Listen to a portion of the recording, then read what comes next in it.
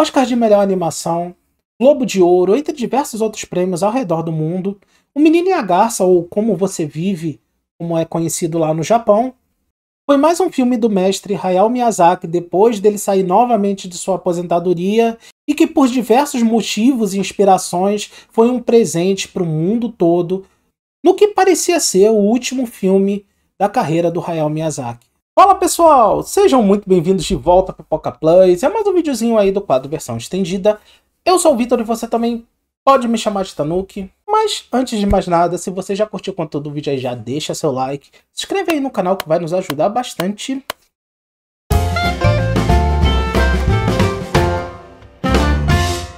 Então pessoal, vamos tecnicamente dar prosseguimento às nossas análises, né, às nossas conversas sobre as animações do Estúdio Ghibli.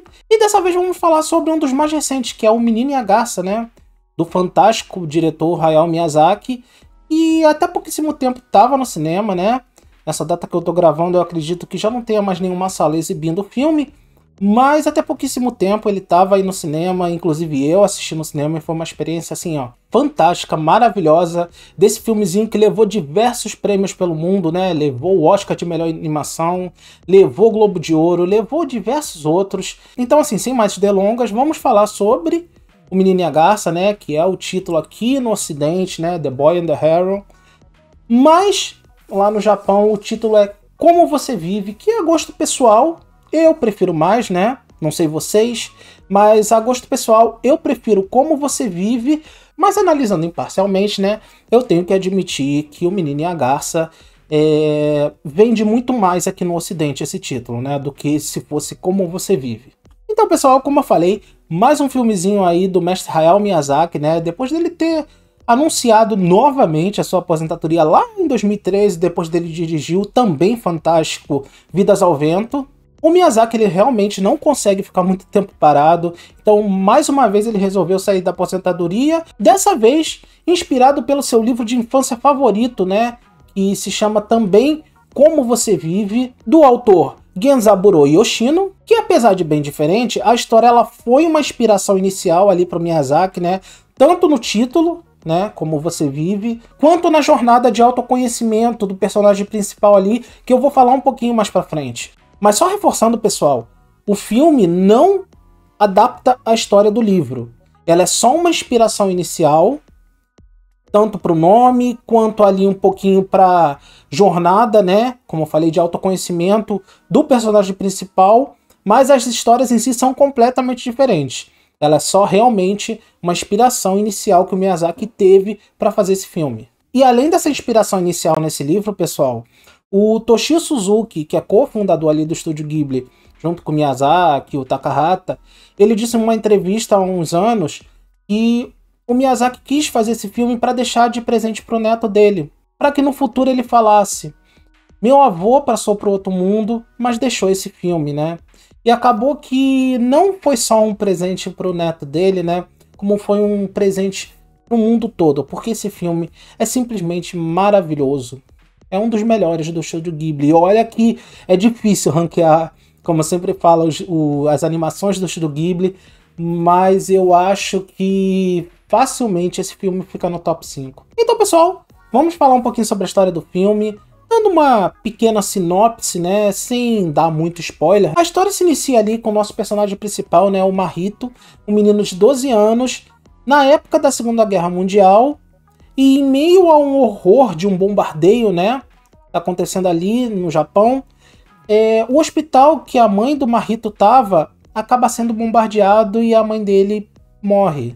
Um tempo depois, seu pai acaba se casando novamente, né, dessa vez com a sua tia, irmã da falecida mãe do Mahito, e eles acabam se mudando ali para o interior, né, para morar na propriedade da família da mãe, da falecida mãe do Mahito e da sua tia madrasta agora, né?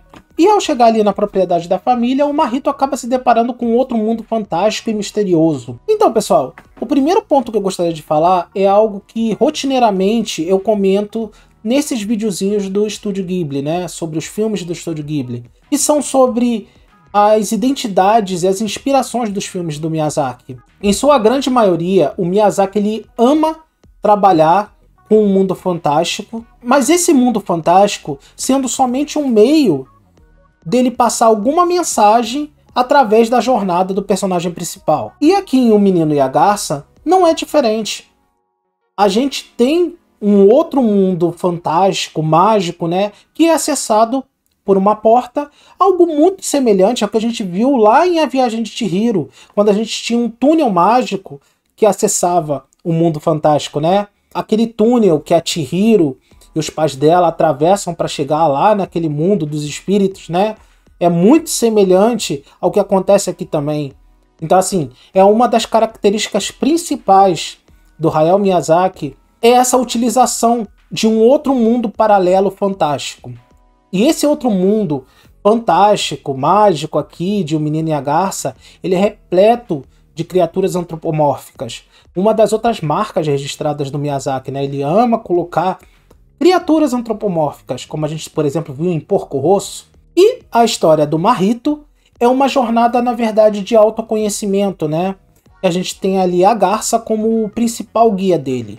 E analisando mais a fundo a história do filme, pessoal, a gente viu que o Miyazaki colocou muito da sua vida pessoal e profissional na história do filme. Lógico que utilizando um mundo fantástico, né? Como eu falei que ele ama fazer, mas ele colocou muito de sua vida pessoal na história do filme. É quase como se fosse uma autobiografia mágica, uma autobiografia com elementos fantásticos. Dando alguns desses exemplos sobre os paralelos entre a vida do Miyazaki e do Marrito, é que, por exemplo, o Miyazaki ele também sofreu os horrores da Segunda Guerra Mundial, né?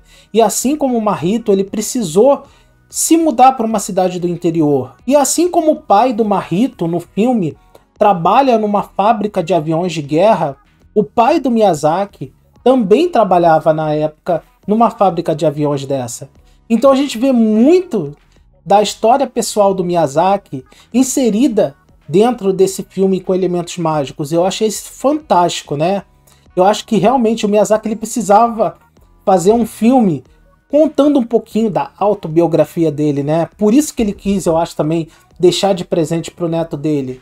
Para que o neto dele veja um pouquinho da história dele inserida no mundo mágico. Então eu achei assim, simplesmente fantástico. E complementando a história de que o pai dele trabalhava numa fábrica de aviões, assim como o pai do Marrito, foi daí que veio uma das outras marcas registradas do Miyazaki, né? Que é sempre colocar aviões nos filmes dele. Ele ama aviões. Inclusive, uma das inspirações do nome do estúdio Ghibli, né? Ou Ghibli, eu sei que é Ghibli no original, pessoal, mas apego pessoal eu falo Ghibli. Então, uma das inspirações do nome do Ghibli é justamente um avião. Então isso só demonstra como realmente o Miyazaki pegou vários pontos da vida dele e inseriu nesse filme com elementos fantásticos. Outra inspiração que o Miyazaki também tirou de sua vida estão ali nos papéis tanto do tio-avô quanto da própria Garça. A Garça, na verdade, ela representa o Toshio Suzuki, cofundador ali do estúdio Ghibli, né, junto com Miyazaki e o Isao Takahata, produtor dos filmes do Ghibli e por muitos anos presidente.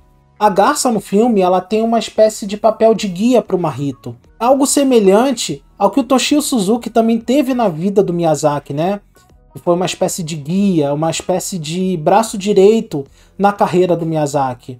Já o tio-avô, ele na verdade ele representa o Isao Takahata, também fundador do estúdio Ghibli junto com Miyazaki, o Suzuki, e diretor de inúmeras animações fantásticas também do estúdio Ghibli, como por exemplo O Túmulo dos Vagalumes, O Conto da Princesa Kaguya, Memórias de Ontem, animações assim simplesmente também fantásticas e maravilhosas. E justamente no filme, o tio-avô ele tem um papel de mentor para o Marrito. Mais uma vez comparando com a vida do Miyazaki, o Takahata também, para o Miyazaki, era uma espécie de mentor. Inclusive, pessoal, a participação do tio-avô no filme, ela seria muito maior. Mas infelizmente o Isao Takahata veio a falecer em 2018 e o Miyazaki simplesmente não conseguiu mais trabalhar com o personagem do tio-avô durante um bom tempo. Somente passado esse período do luto, né, da perda do Takahata, é que ele conseguiu reinserir o personagem do tio-avô no filme. E por isso que ele é muito importante já na parte final do filme, né? porque foi quando passou esse período do luto, né, do Miyazaki, e ele conseguiu trabalhar com o personagem do tio-avô novamente. Inclusive, pessoal, eu enxergo aquela cena que o tio-avô vai buscar pedras totalmente novas e intocadas para dar para o Mahito, para ele poder construir o mundo dele com aquelas pedras, como se fosse uma despedida do Takahata para o Miyazaki, né? E aquelas pedras que o Mahito, na verdade, poderia construir um mundo novo, totalmente dele, representam as animações do próprio Miyazaki, né? Pelo menos eu vi aquela cena como se fosse uma despedida. A animação em si, pessoal, eu nem preciso dizer o quanto tá maravilhosa, né? Como todo filme do Estúdio Ghibli, o Menino e a Garça não poderia ser diferente. Inclusive, eu arrisco dizer que, dentre os filmes do Miyazaki, o Menino e a Garça tem a animação mais bonita até hoje. É simplesmente fantástico. Aquelas cenas, principalmente quando o Mahito vai para o interior, de belezas naturais e tal, é simplesmente lindo, fantástico. Inclusive, pessoal, para quem acompanha os vídeos aqui do canal, sempre que eu analiso uma animação, eu bato nessa tecla de que a magia de uma animação, para mim, tá nos detalhes. E aqui o Menino e a Garça, os detalhes têm uns montes, né?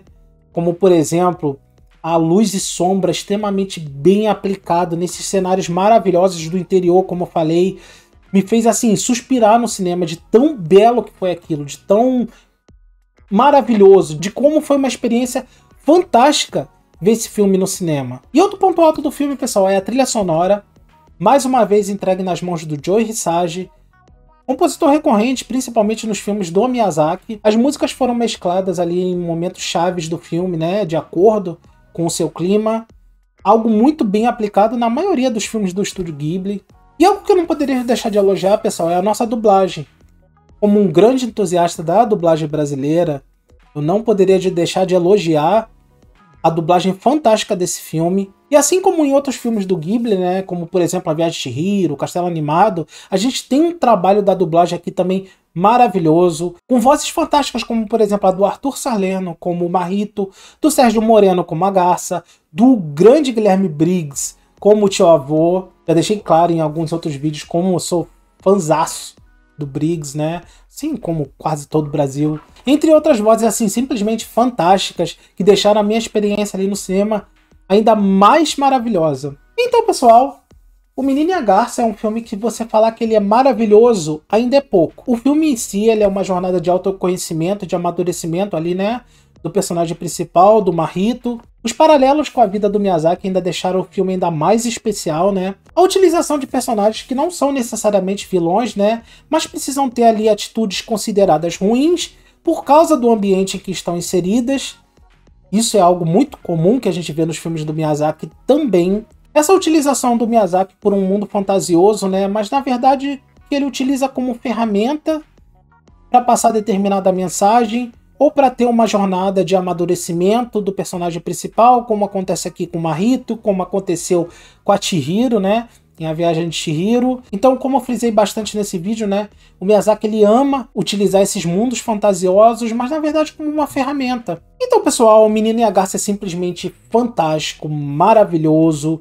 Tudo indicava que seria o último filme da carreira do Hayao Miyazaki, né? Que ele teria saído da aposentadoria novamente, só para dirigir esse filme, como eu falei, por inúmeros motivos aí, que ele teve inspirações. Mas ao que parece, segundo o próprio Toshio Suzuki, né, Miyazaki já tá tendo outras ideias de filmes aí, então vamos ficar de olho, porque tudo indicava que esse seria o último filme dele, mas, como eu falei, o Miyazaki ele não para, né? Então é isso, pessoal. Nosso videozinho aí sobre O Menino e a Garça, né? Ou Como Você Vive, títulozinho lá do Japão. Se você já curtiu o conteúdo do vídeo aí, já deixa seu like, se inscreve aí no canal que vai nos ajudar bastante. Comentem se vocês assistiram O Menino e a Garça, o que vocês acharam, se assistiram no cinema, o que vocês acharam da história. Vi algumas pessoas que não estão habituadas, né, aos filmes do Ghibli falando que o ritmo é mais lento, e realmente isso causa estranheza para quem não está habituado, mas comentem aí no geral. O que vocês acharam desse filme? Então é isso, pessoal. Vou ficando por aqui. E até o próximo vídeo. Falou!